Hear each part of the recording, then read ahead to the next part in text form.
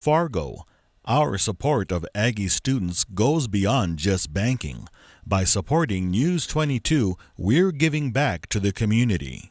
Wells Fargo. Together, we'll go far.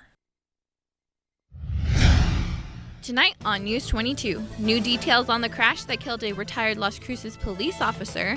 The NMSU newspaper, The Roundup, is seeing that the digital realm of media has its benefits. And organizations on campus are helping students with finals week stress. All that and more on News 22 Wednesday.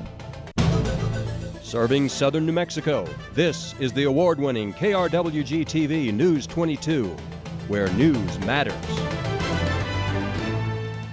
Good evening, everyone. I'm Shelby Kapp. And I'm Selena Quintana. The Las Cruces law enforcement community is remembering a man they say was one of the best. Retired police officer J.R. Stewart was killed Monday afternoon. He was riding his motorcycle on Alturas Road when he was hit by a vehicle that was being chased by police. Stewart was a police officer for 35 years. He retired in May of 2014. Chief Jaime Montoya says even though he was retired, he was likely the most loved and respected officer in the community. Public visitation for J.R. Stewart is Friday.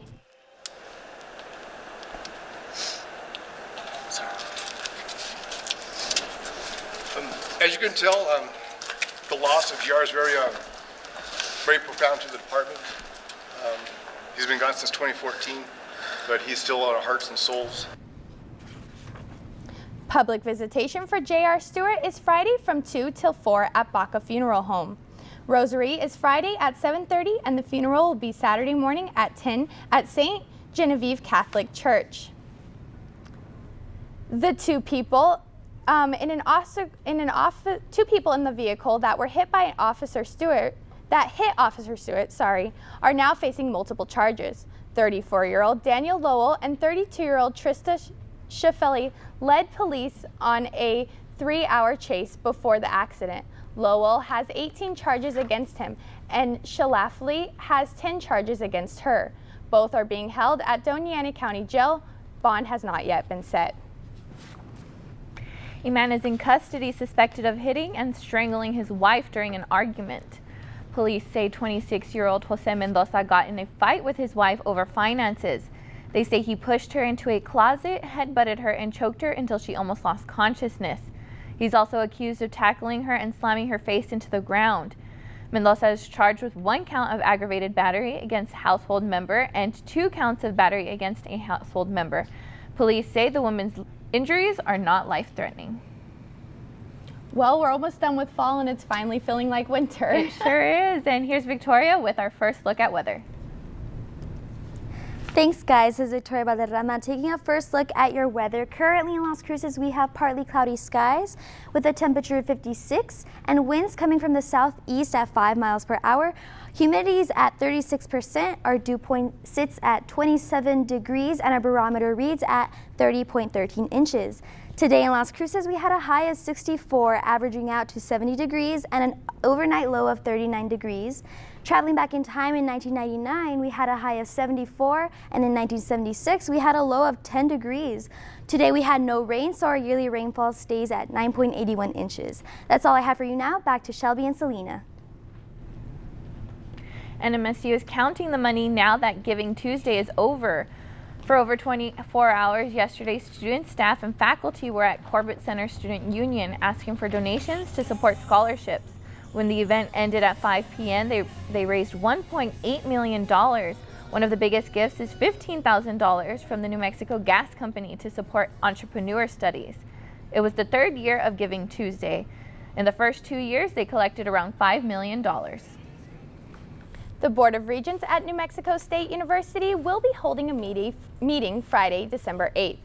The meeting will be held on the NMSU campus in the Regents Room of the Educational Services Building at 9 a.m. on Friday, December 8th.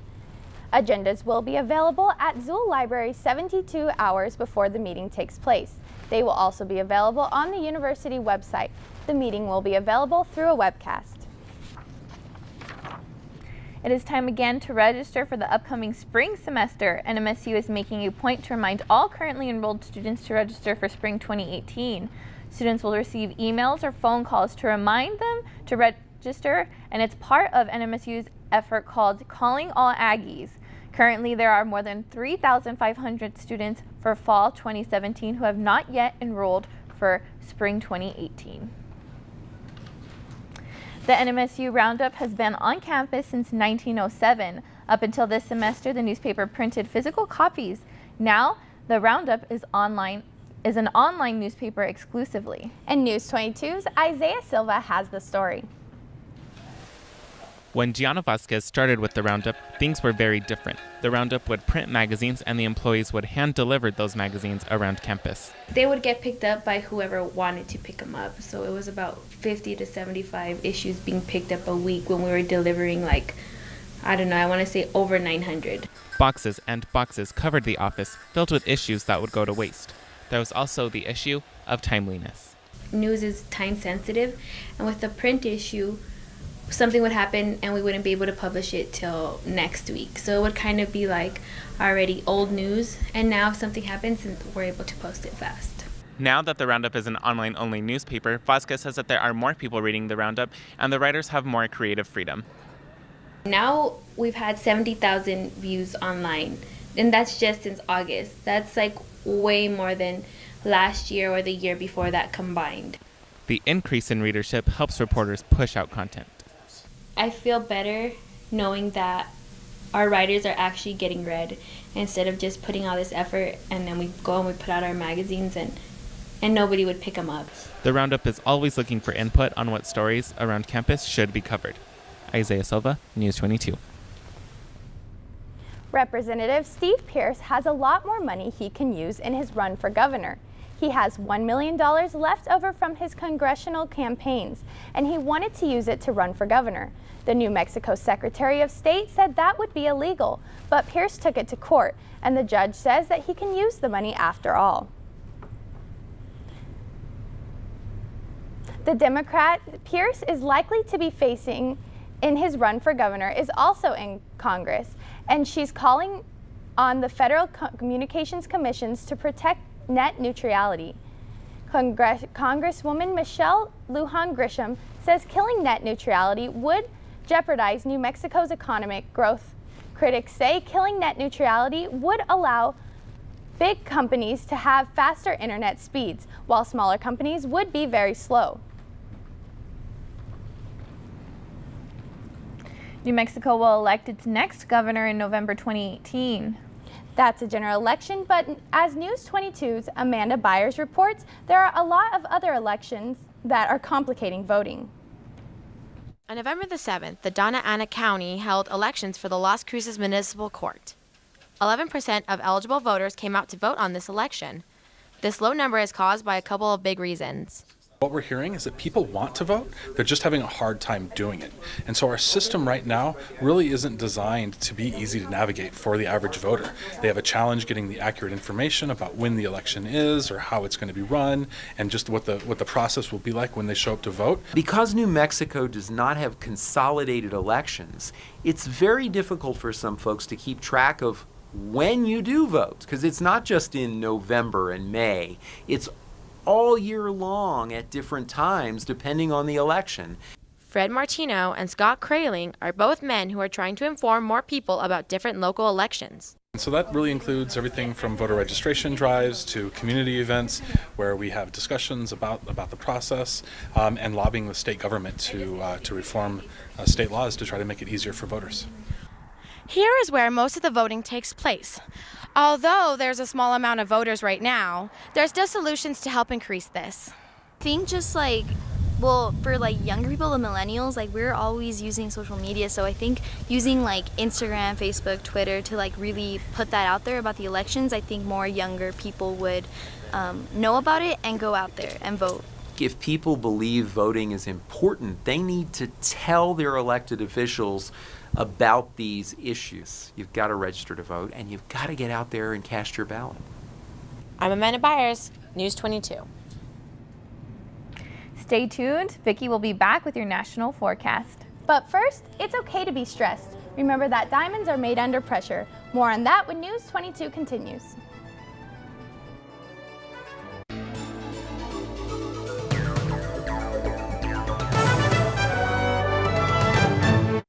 Watch MHZ Worldview on Digital Broadcast Channel 22.2. Every day, world news and public affairs, and every night, international dramas, all in English or with English subtitles.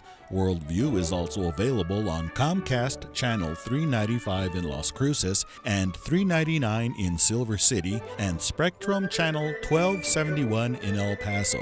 Become a member anytime at krwg.org.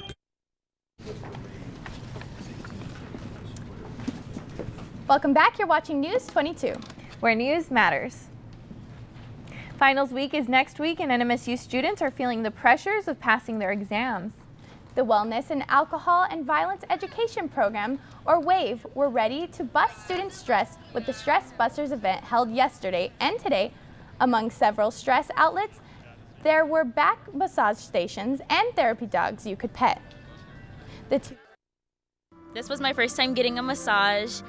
I just sat on the chair and she asked me how much pressure I wanted, and I was like, whatever, I've never gotten a massage, so just do what you want. And I got my nails done, and I was actually here yesterday, and I was playing with the dog that's walking by right now with the bib on, and he's so cute. The two-day event will be done every semester before finals week. If you ever get tired of hearing your nagging spouse, you might want to start feeling a little lucky. Because that might be a good thing. James Denon has more on today's Health Minute. A new research paper published in the Journal of Neurology, Neurosurgery, and Psychiatry suggests that people who have been single their entire life are 42% more likely to develop dementia than those who are married, and those who are widowed may have a 20% higher risk. The study does not suggest being married itself reduces the risk of dementia, but it does imply that various lifestyle factors such as living a more active, healthier, and social life are more common with those who do have a partner, and that does help to reduce cognitive decline. According to the World Health Organization, dementia ranks as the 7th leading cause of death worldwide, with nearly 10 million new cases diagnosed every year. The Alzheimer's Association's lists some lifestyle habits to keep you mentally stimulated, such as breaking a sweat. Physical activity has been linked to reduced risk of cognitive decline, so is reading and educating yourself. Also, try maintaining a healthy and balanced diet. For today's Health Minute, I'm James Dinan. Well, it finally feels like winter here, but I don't know about everywhere else. Exactly. Victoria's next with your national.gov forecast. That's right, guys. So we're about to go in December. And as we look at this map, we can see what conditions to expect. The jet stream that we see here will begin this weekend and go into late next week. And as we can see up here, the chillier conditions will stay for the late week. And for my next map from December 3rd to the 5th, that jet stream is creating a storm over the plains. So parts of the northern plains to the upper Great Lakes will be getting some heavy snow. So what that means is from December 7th to the 13th, in my next map, the cold and wintry weather next week will build up during the following week. And in this colder part of the United States, a storm may hit Ohio and Tennessee around December 11th. But for the most part, New Mexico will be staying in those milder conditions. That's all I have for you now. We're going to take a short break. When we come back, we'll talk New Mexico local conditions. You're watching News 22 Wednesday.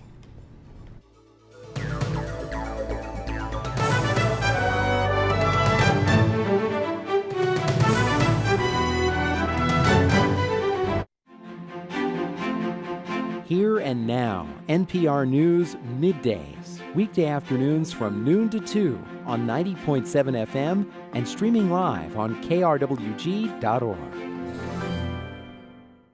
American Masters gives us hope. My fans call me Bob. Bob Hope. Well, they finally got me. Who gave us a century of laughter. Throw the bums out! No, not me. With Thanks for the Memories, enjoy a look back at Bob. This is Bob Hope. On American Masters. Thursday at 7 p.m. on KRWG-TV.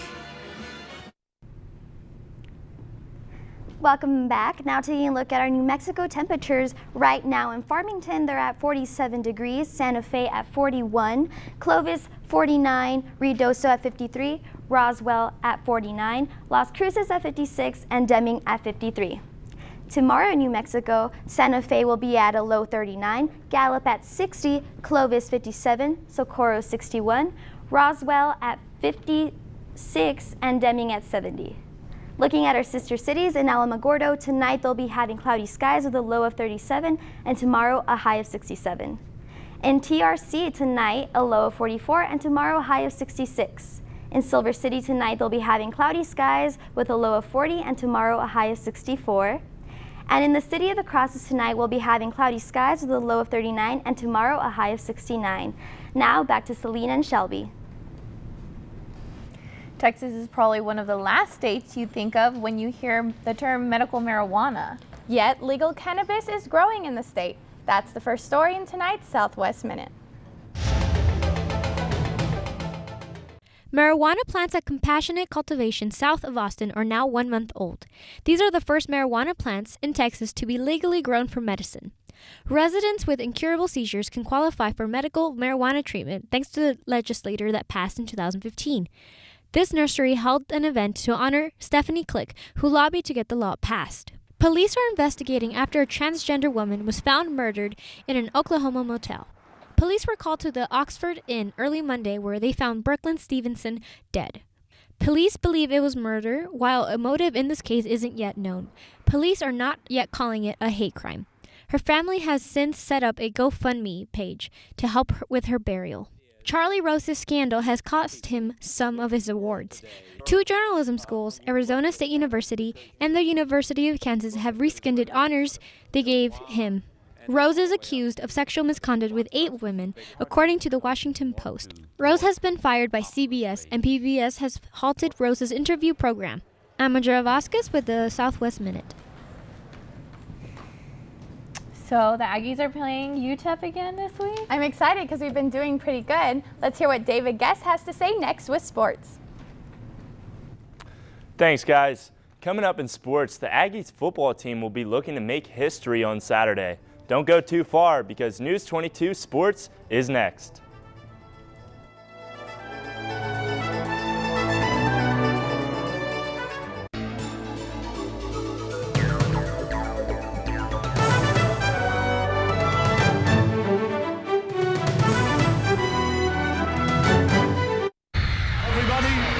How do you do? The Beatles! Well, kids, we were all pretty scared. You're on 24 hours a day. We had each other. And we brought that to the music. It was just a circus. The music wasn't being heard. I always like singing Help because I meant it. It's real. You were normal and the rest of the world was crazy. Friday at 8 p.m. on KRWG-TV. This is KRWG-TV News 22 Sports. Welcome back. I'm Dave Guest, here to bring you the best. This weekend, the Aggies will face a task they haven't had to in over 57 years, winning for a bowl game. The senior class was brought in by head coach Doug Martin in his recruiting of 2013. Really, all of them are playing their best football this year. I mean, Dalton Harrington should be the defensive player of the year in this conference. I mean, he's led the conference in tackles and tackles for loss. And Tyler Rogers, in my opinion, should be the offensive player of the year in this conference, what he's done. And, Larry Rose has had an incredible career and having another good senior year. So all these guys are playing their best football this year. And they're all going to be successful when they leave here. That's the biggest thing, too. And they've laid a groundwork that we have a chance to be successful beyond this. It's not like this is a one-hit wonder. Future conference affiliations, budgets, and the recognizability of our university are all at stake this Saturday. Even if you've never attended an Aggies game before, you will want to be at Aggie Memorial Stadium at 2:30 p.m. for a chance to witness an iconic moment of school history. The university's Chancellor Gary Carruthers has sent out an email giving an excused absence to all students. With an Aggies win, a ticket will be punched for the Arizona Bowl in Tucson, facing a Mountain West opponent. The New Mexico State men's basketball team improved to 4-1 over the weekend, defeating UTEP 72-63, led by Zach Lofton, who scored 21 points. Lofton was nominated the WAC Player of the Week for his outstanding performances, including the UTEP game, as well as his 30-point performance against Colorado State. That ranks second in the WAC this season. The Aggies rank 5th in the nation in rebound margin. The guys will be back in action tomorrow night at 7 p.m. facing off with, once again, the UTEP Miners. The team will be looking to sweep the I-10 rivals for the 3rd season in a row. For the first time in 14 seasons, Eli Manning will not be the starting quarterback for the New York Giants this Sunday. Manning started 210 consecutive games before head coach Ben McAdoo announced the decision. Throughout the week, McAdoo has been the target of criticism across the NFL from current and former players sticking up for Manning. The quarterback has had emotional interviews this week, and this very well could mark the end of an era for New York Giants football that saw 2 Super Bowl wins. The Giants are 2-9 on the season, already eliminated from playoff contention, and will be contested by the 5-6 Oakland Raiders this Sunday. And that's all for sports tonight. Join us for more sports action tomorrow. Still ahead on News 22, Victoria will be back to take a look at your 5-day forecast. But first, one driver is rocking around a Christmas tree that is absolutely ginormous. More on that when News 22 continues.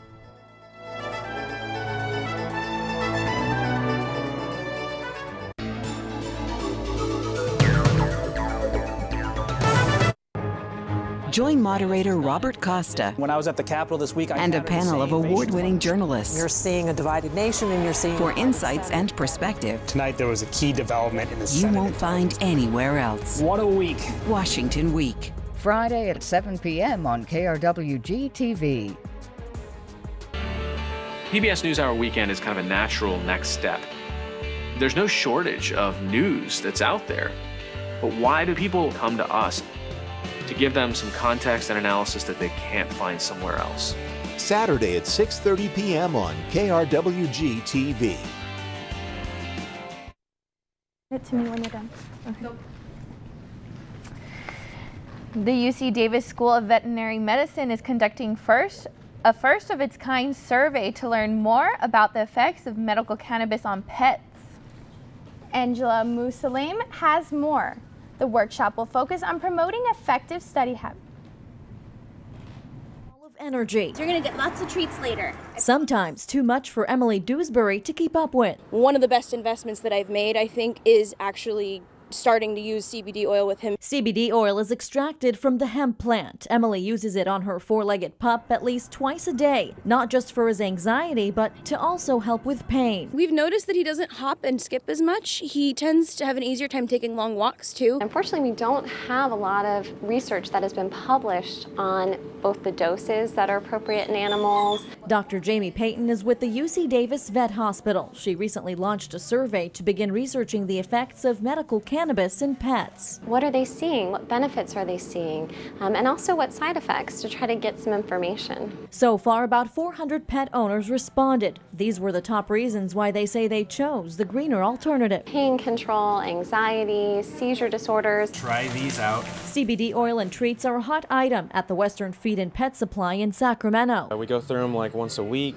We have people ask about them almost every time they come up to the counter. According to employees, the oil is non-psychoactive, which means your pet won't get high. Pet owners like Emily, who swear by the benefits of CBD, now paving the way for big changes in veterinary medicine. Come on, hey. Come on, let's go for a walk. Let's take a look at our top stories. The officer killed in Monday night's high-speed chase will be honored this weekend. J.R. Stewart's funeral is set for this Friday at 2 p.m. The Roundup NMSU's newspaper is going digital. NMSU's News22 Isaiah Silva showed us how the publication is adjusting to the new world of digital media. And NMSU students are finding ways to distress before finals. Many organizations on campus gathered today for the last day of Stress Busters.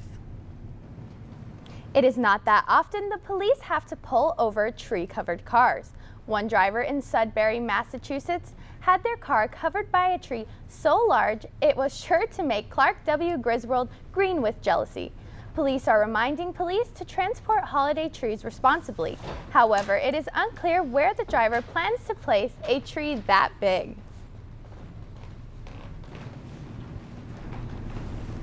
That's a pretty big tree. I know. It It wouldn't fit in my house, that's for sure. Well, tell us about the weather, Vicky. So you guys, we are definitely feeling some changes lately. Starting today, we are going to be dipping down in the low 40s. Tonight we'll have a low 41, and until Monday we'll be seeing some cold temperatures. Tomorrow we'll have a high of 69, Friday a high of 68, but mostly partly sunny skies. It was cloudy today, and that's how it will remain for the rest of the week. And don't forget, you can catch all of today's aired stories and past newscasts on our YouTube page at youtube.com/KRWG News22. And follow us on Twitter and Instagram for show updates and the latest on the what the News22 team is up to. And that's all for today's News22 Wednesday. Thank you everyone for joining us tonight. Tune in tomorrow for our last newscast of the year as we take a look at our stories from across the Southwest. I'm Shelby Cap.